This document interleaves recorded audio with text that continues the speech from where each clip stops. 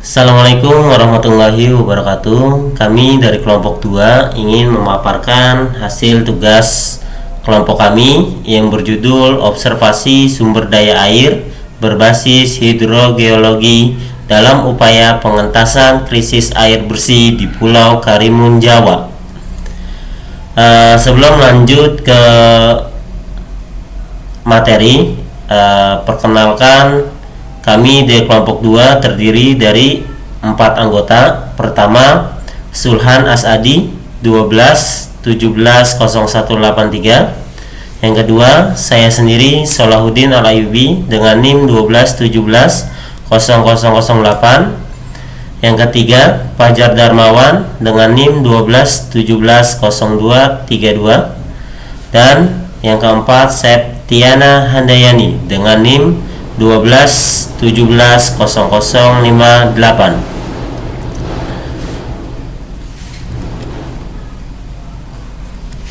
Selanjutnya, bab 1 pendahuluan yang akan saya paparkan sendiri. Air merupakan kebutuhan utama bagi proses kehidupan di bumi, sehingga tidak ada kehidupan seandainya di bumi tidak ada air.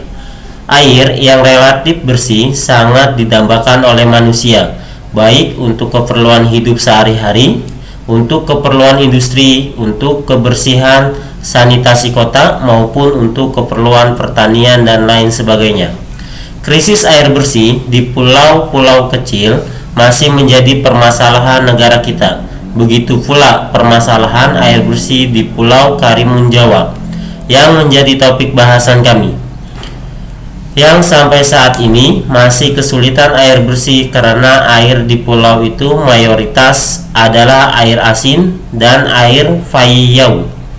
Apalagi di musim kemarau, air bersih akan semakin sulit didapatkan warga karena mayoritas sumber mata air dan sungai mengering. Selama ini, permasalahan air bersih di pulau tersebut hanya diatasi dengan suplai air bersih dari Pulau Jawa. Hampir 17.000 galon air bersih dipasok ke pulau ini tiap tahunnya. Namun, hal ini hanya menjawab permasalahan sementara saja dan juga menimbulkan ketergantungan warga pada pasokan air tersebut. Apalagi semakin tingginya harga membuat warga kesulitan untuk membelinya. Oleh karena itu, guna mengulangi masalah di atas, kami akan mencoba menerapkan prinsip kajian hidrogeologi dan geolingkungan untuk mencari sumber air, baik sumber air permukaan, mata air, dan potensi sumber air artesis, sehingga krisis air bersih di pulau ini dapat teratasi dan prinsip penelitian ini bisa diaplikasikan di pulau-pulau lain Indonesia. Rumusan masalah. 1. Bagaimana keadaan geologi regional Pulau Karimun Jawa yang bisa mempengaruhi cadangan air? 2. Apakah observasi hidrogeologi akan mampu membuka potensi sumber daya air di Pulau Karimun Jawa? Tujuan dari penelitian ini adalah mendapatkan data baru berupa peta hidrogeologi tentang potensi air dan manajemen terbaik sumber daya air yang bisa digunakan untuk masyarakat Pulau Karimun Jawa. Selanjutnya, bab 2, landasan teori, akan dijelaskan oleh rekan saya, Sulhan Asadi. Kepada Sulhan Asadi, saya persilakan. Assalamualaikum warahmatullahi wabarakatuh. Perkenalkan, nama saya Sulhan Asadi. Di sini saya akan melanjutkan presentasi dari kelompok kami, yaitu langsung saja masuk ke bab 2, landasan teori. Seorang pengamat Indonesia mengatakan bahwa hingga tahun 2020 sebagian wilayah Indonesia masih berada dalam status aman. Namun, beberapa tempat di Indonesia memang sudah dalam kondisi waspada dan kritis.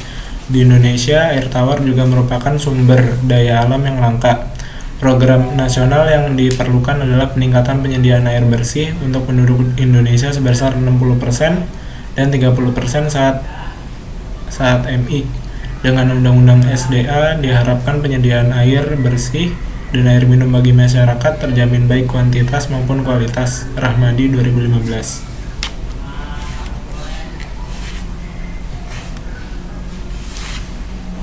Bab 3 pembahasan. Pada poin pertama yaitu tahap persiapan dan digitasi peta regional. Tahap persiapan ini meliputi pengurusan perizinan, studi pustaka, studi interpretasi peta topografi, persiapan peralatan yang akan digunakan selama penelitian berlangsung. Sedangkan digitasi peta bertujuan untuk membagi coupling pemetaan kita. Di tahap ini, semua memerlukan di-list dalam jurnal persiapan lapangan. Poin kedua, survei lokasi dan penentuan titik pengambilan sampel penelitian. Survei lokasi bertujuan untuk menentukan stasiun pengamatan dan deskripsi batuan. Sedangkan pengambilan sampel dilakukan di setiap stasiun yang dijadikan titik pengamatan dan deskripsi. Untuk poin 3 akan dijelaskan oleh Fajar Darmawan. Assalamualaikum warahmatullahi wabarakatuh. Saya Fajar Darmawan ingin melanjutkan presentasi selanjutnya. Ketiga, survei morfologi dan tutupan lahan. Tahap ini dilakukan untuk mengetahui pengaruh vegetasi dan keadaan bentang alam terhadap resapan air dan cadangan air permukaan di Pulau Karimun Jawa. Tahap survei ini ada dua. Pertama, survei kerangka punggungan pulau. Yang kedua, survei tutupan lahan dan vegetasi.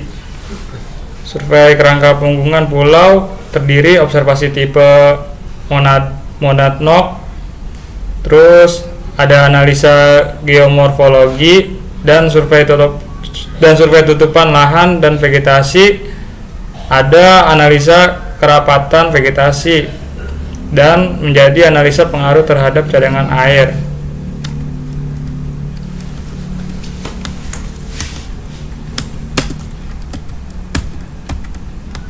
Empat, uji optimasi daya hantar listrik, pH dan debit aliran sungai. Debit aliran sungai. Pengukur pH diukur dengan pH meter, pengukur suhu diukur dengan termometer, pengukuran daya hantar listrik diukur dengan pedometer, pengukuran debit air sungai diukur dengan gelas ukur dan stopwatch. Ini survei air permukaan.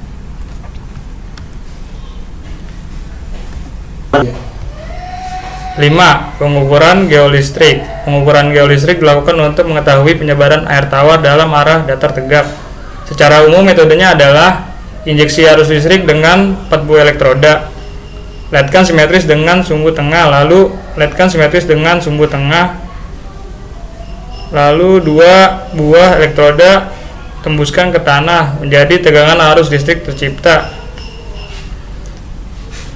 Lalu transformasikan jarak AB bagi 2 sebagai sumbu X.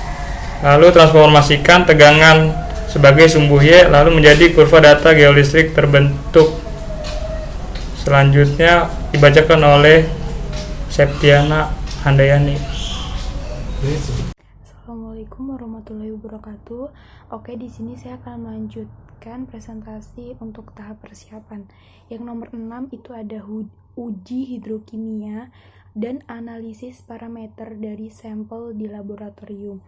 Jadi setelah melakukan observasi dan pengambilan sampel langsung dari lapangan, selanjutnya melakukan analisa laboratorium dan uji sampel dengan pemodelan sebagai berikut. Jadi untuk pertama itu pastinya ada persiapan alat, terus penentuan parameter, lalu persiapkan persamaan matematik. Setelah itu untuk kompilasi data interpretasi sampel batuan dibuat sayatan tipis, lalu sayatan tipis dianalisa petrografinya. Nanti baru didapatkan data sampel batuan. Lalu untuk sistem analisa hidrokimia itu data dimasukkan ke software MapSource versi 6.14.1, lalu data dianalisa dan disusun dalam Mapinfo, nanti baru data hidrokimia akan didapatkan. Selanjutnya nomor 7, pembuatan peta hidrogeologi, dan laporan hasil penelitian. Akhir dari rangkaian penelitian ini itu nanti adalah pembuatan laporan berupa jurnal dan pembuatan peta hidrogeologi skala 1:25.000 Pulau Karimun Jawa. Kerangka peta hidrologi sendiri dapat dilihat di gambarnya. Oke, sampai di kesimpulan.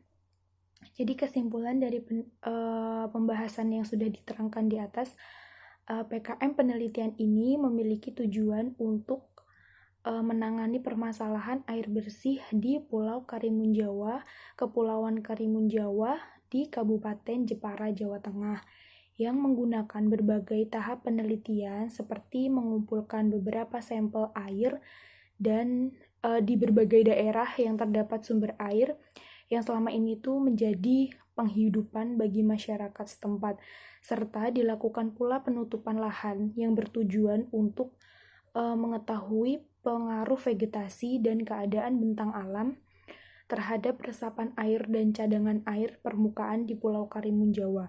Dari sampel yang sudah diperoleh ini akan diproses di Laboratorium Geologi Lingkungan Fakultas Teknik Geologi di Universitas Padjadjaran. Oke, sekian presentasinya. Terima kasih.